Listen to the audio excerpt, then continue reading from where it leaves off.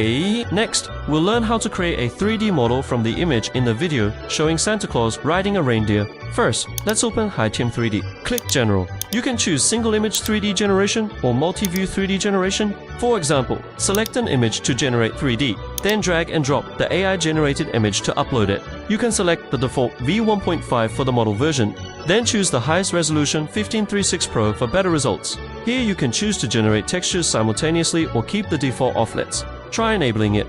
Finally, click Generate. Wait a moment, the modeling is done, and the generated result is absolutely stunning.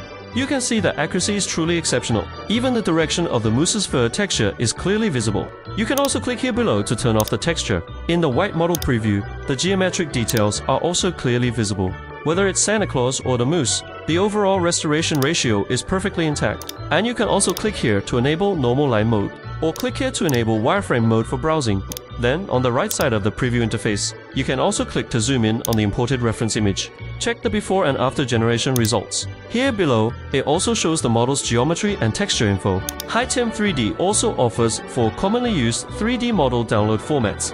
Even better, if you're unsatisfied with the result, you can retry for free 3 times. Finally, just download it. Go give it a try too.